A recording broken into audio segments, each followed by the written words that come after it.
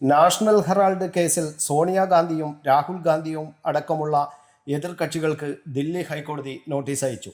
Stay ആവശ്യത്തിൽ ഉൾപ്പെടെ മറുപടി സമർപ്പിക്കാനാണ് ഹൈക്കോടതി നിർദ്ദേശം. സോണിയാഗാന്ധിക്കും രാഹുൽ ഗാന്ധിക്കുമെതിരായ കുറ്റപത്രം അംഗീകരിക്കാത്ത വിചാരണ കോടതി നടപടിക്കെതിരെ എൻഫോഴ്സ്മെന്റ് ഡയറക്ടറേറ്റ് സമർപ്പിച്ച അപ്പീലിലാണ് ദില്ലി ഹൈക്കോടതിയുടെ നടപടി. വിചാരണ കോടതി നടപടി തെറ്റെന്നാണ് ഇ.ഡി. വാദിച്ചത്. മറ്റു കേസുകളെയും ഇത് ബാധിക്കുമെന്നും ഇ.ഡി. ചൂണ്ടിക്കാട്ടിയിട്ടുണ്ട്.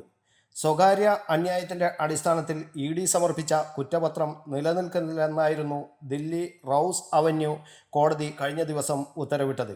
ഇതിന്മേലാണ് അപ്പീലുമായി ഇ.ഡി. ഹൈക്കോടതിയെ സമീപിച്ചത്. നാഷണൽ ഹെറാൾഡ് കേസിൽ സോണിയാഗാന്ധിയും രാഹുൽ ഗാന്ധിയും ഉൾപ്പെടെ 6 പേർക്കെതിരെയാണ് കള്ളപ്പണം വെളുപ്പിക്കൽ നിരോധന നിയമപ്രകാരം എൻഫോഴ്സ്മെന്റ് ഡയറക്ടറേറ്റ് കുറ്റപത്രം സമർപ്പിച്ചത്. 2000 കോടിയുടെ തട്ടിപ്പെന്നായിരുന്നു കുറ്റപത്രത്തിൽ ആരോപണം. പ്രത്യേക ഇ.ഡി. കോടതി ഈ കുറ്റപത്രമാണ് കഴിഞ്ഞ ദിവസം തള്ളിക്കളഞ്ഞത്. ഏതെങ്കിലും എഫ്.ഐ.ആറിൻ്റെ അടിസ്ഥാനത്തിലല്ല നിലവിൽ ഇ.ഡി. കേസെടുത്ത് കുറ്റപത്രം നൽകിയതെന്ന് കോടതി നിരീക്ഷിച്ചു. ബി.ജെ.പി. നേതാവ് സുബ്രഹ്മണ്യൻ സ്വാമി നൽകിയ സ്വകാര്യ അന്യായത്തിൻ്റെ അടിസ്ഥാനത്തിലാണ് കുറ്റപത്രം.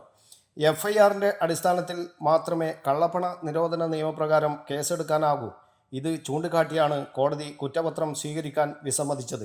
നിലവിൽ നാഷണൽ ഹെറാൾഡ് കേസിലെ ഗൂഢാലോചനയിൽ ദില്ലി പോലീസ് കേസെടുത്തിട്ടുണ്ട്. ഇതിൻ്റെ അടിസ്ഥാനത്തിൽ അന്വേഷണം തുടരാമെന്നും കോടതി വ്യക്തമാക്കിയിരുന്നു. കുറ്റപത്രം തള്ളിക്കളഞ്ഞ കോടതി നടപടി കേന്ദ്ര സർക്കാരിന് വലിയ ക്ഷീണമായതോടെയാണ് ഹൈക്കോടതിയിൽ അപ്പീലുമായി ഇ.ഡി. എത്തിയത്.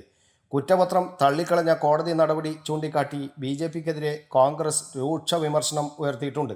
നിലവിലെ ഇ.ഡി. നടപടി നിയമവിരുദ്ധമാണെന്ന് തെളിഞ്ഞെന്നാണ് കോൺഗ്രസ് അഭിപ്രായപ്പെട്ടത്. ജനാധിപത്യം സംരക്ഷിക്കാനുള്ള രാഹുൽ ഗാന്ധിയുടെ ശ്രമത്തിനെതിരായ ഗൂഢാലോചന തകർന്നും കോൺഗ്രസ് നേതൃത്വം പ്രതികരിച്ചിട്ടുണ്ട്. അടിസ്ഥാനമില്ലാത്ത കേസാണിതെന്നും സത്യം പുറത്തുവരുമെന്നുമാണ് പ്രിയങ്ക ഗാന്ധി പറഞ്ഞത്. നേരത്തെ സോണിയാഗാന്ധിയും രാഹുൽ ഗാന്ധിയും ഇ.ഡി. കേസിൽ ജാമ്യം എടുത്തിരുന്നു. News bureau, Kannur media.